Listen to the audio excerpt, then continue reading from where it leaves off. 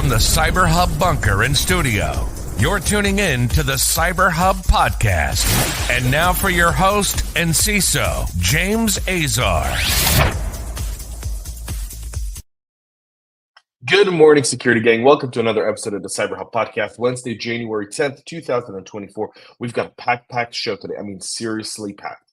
Like when I started prepping for the show at like 5 a.m. this morning, I had 15 stories to pick from. 15. Typically, we get about an average of 5. We try to get to 6, 7 good ones. Today, we've got around 9. So a lot to talk about today.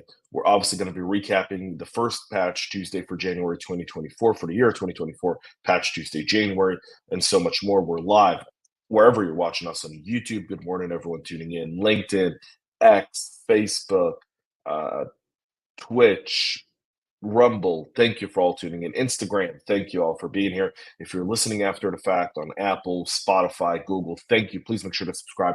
Give us a 5-star rating. Join me in. I love having my Espresso Travel mug, which you can get exclusively by subscribing at our Substack. Nowhere else can you get an Espresso Travel mug with our cool logo on it. And the awesome part about it is it keeps my espresso warm, so I can go down to the lobby, get my espresso, put it in here, and enjoy it with all of y'all, which is a 2024 road tradition. So coffee cup cheers, y'all. Yep. All right, let's go ahead and get going. We're going to start breaking stuff down, but we're going to start off with the SEC chair having their X account hacked yesterday in what was an unauthorized post saying that the SEC was going to allow Bitcoin ETF. So there's been a battle kind of going on around an ETF on the stock exchange in order to allow for people to legitimately invest in Bitcoin beyond just owning the currency, but rather in the kind of the fluctuation of it all. This has kind of been going back and forth, and the ruling is really upcoming. If you kind of follow any of the crypto stuff, you would have seen like, oh, the SEC is going to rule, the SEC is going to rule, the SEC is going to rule. And then yesterday, SEC chairman Gary Gensler's X account, his personal account on X, was compromised, and there was a post put out saying that they were going to approve the Bitcoin ETF, and all that did was have the market pop right up. Bitcoin went up by about $1,000. That within an hour, the SEC had to renege and say that his account was compromised, which isn't the first time this has happened, right? I think in the last week we've discussed this a lot on the show, but multiple X accounts have been hacked. As recently as yesterday, we talked about Hyundai and Netgear. Last week was Mandiant. All around this crypto stuff. So something within the credential system at X is not working. That's allowing all these accounts to be so easily taken advantage of. So there's some consequences to that. We'll see. But it's still a funny story to kick off the show with today. Now, I've talked about Turkey cyber in 5 years, and we looked this up once. This week, I'm talking about them twice, because now we have another financially motivated group of Turkish attackers who are targeting Microsoft SQL servers worldwide to encrypt the victims' files with the Mimic ransomware. The ongoing attacks are tracked as resurgence and have been directed at in the European Union, the US, and Latin America. The analyzed threat campaign appears to end in one of two ways: either the selling of access to a compromised host or the delivery of a ransomware payload, according to Securonix, who's coming with this report. The threat actors are compromising Microsoft SQL database servers exposed online in mostly brute force attacks. They then used the system-stored XP command shell procedure, which allowed them to spawn a Windows command shell with the same security rights as an SQL server service account.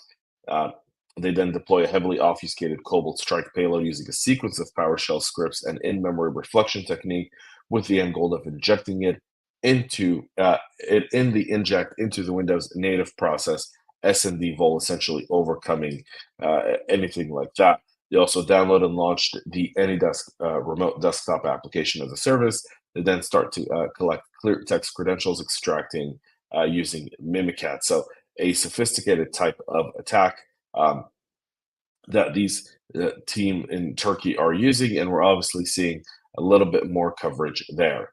China are claiming to have been able to decrypt and crack Apple's signature AirDrop.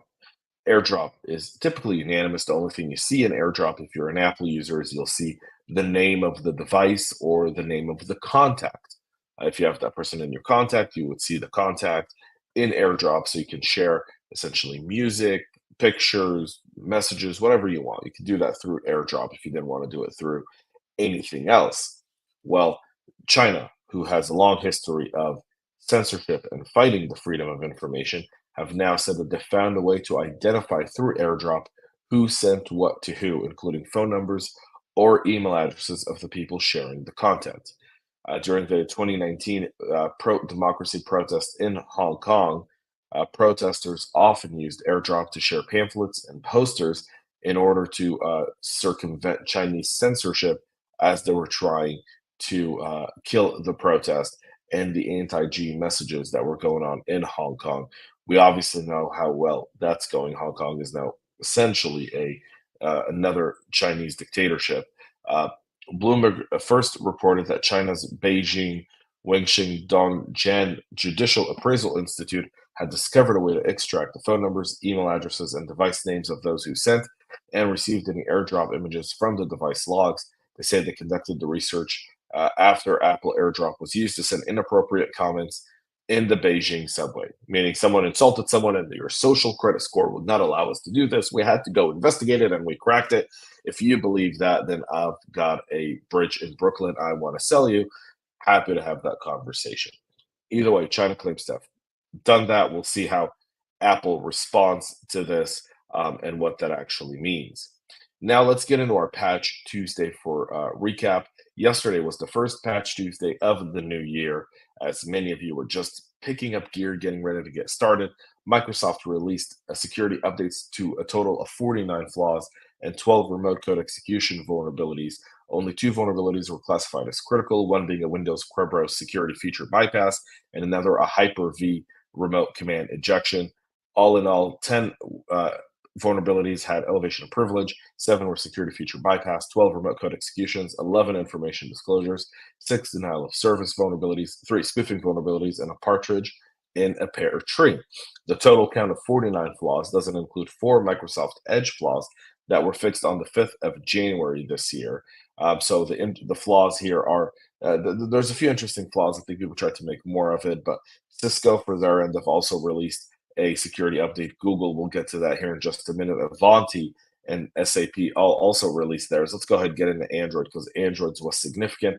Android kicked off with a patching 58 different vulnerabilities in their platform, along with fixes to 3 security bugs in the Pixel devices. The first part of the Android January 2024 update arrived on devices on one security patch level, addressing 10 security holes in the framework and system components, all rated high severity. The most severe of these is a high security vulnerability in the framework component that could lead to local escalation of privilege with no additional execution privileges needed. According to that, the second part of the update is a security patch level, including patches for 48 vulnerabilities in ARM, Imagination Technologies, MediaTek, Unisoc, and Qualcomm components. All devices running security patch level of 2024-0105 are patched against all these flaws, as well as the vulnerabilities addressed with previous Android security updates. Google fixed all of those. So there's that as well. Get your Android updated. And something I care deeply about, being that I'm in utilities in my day-to-day role, the first patches dropping from Schneider Electric and our friends over at Siemens have released a total of 7 new vulnerability security advisories announcing 22 fixes. Siemens published 6 new advisories covering 21 different vulnerabilities. The most serious, based on its CVSS score of a 10, is a vulnerability in the semantic IPCs, specifically the Redfish server component of MaxView Storage Manager.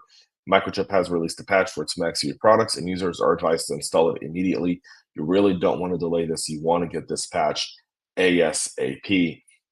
So there's that. Schneider Electric only published 1 new advisory informing customers about a high severity as Ezerg Studio vulnerability that could allow an attacker logged in with user level account to gain higher privileges by providing a harmful serialized object. So that's that there as well. The FTC finally doing something for Americans. and for a change, they've banned data broker OutLogic, formerly known as Xmode Social, from selling Americans raw location data that could be used for tracking purposes. Under the order released today, the first time data brokers were barred from sharing and selling user-sensitive location data. OutLogic must now delete all unlawfully collected sensitive location data, including any models or algorithms derived from how they acquired the data. The action is in response to the data brokers' practices of exposing individual location data and revealing much more sensitive information like medical visits or any sort of religious affiliation. So FTC Chairwoman Lena Khan said geolocation data can reveal not just where a person lived and whom they spent time with, but also, for example, which medical treatments they seek or where they worship, all of which is there. This now starts to put a damper on that data broker side of the business.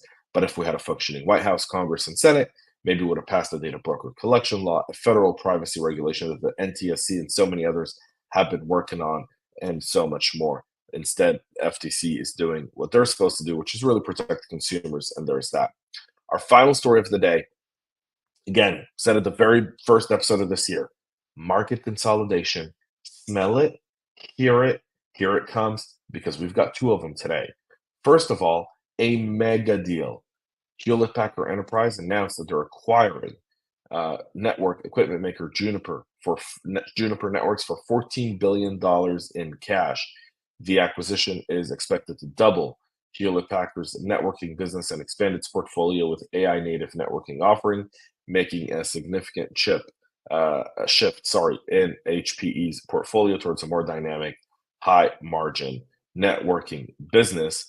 And Delinea on Tuesday announced the acquisition of Israeli startup Authomize, a deal that's going to add identity threat detection and response to its portfolio. For those who don't know, Delinea, they were formerly, they went through a merger between Centrify and Thycotic, rebranded as Delinea.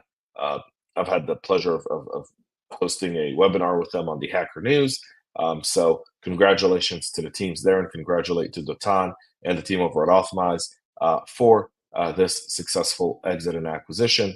A job well done. Again, the market's going to continue to consolidate. We're going to see a whole lot more of it as we go through this year, especially here in the first quarter. A lot more acquisitions are on the way. Prep yourselves. You're going to start to see logos shrink here very, very shortly. That's it for our show this morning. We'll be back tomorrow to wrap up this week. Again, we're on the road this week in beautiful South Carolina. Thank you all for being with us. Have a great rest of your day. And most importantly, stay cyber safe. We love feedback, so make sure to connect with us on social media and subscribe to our podcast on your favorite podcast listening platform.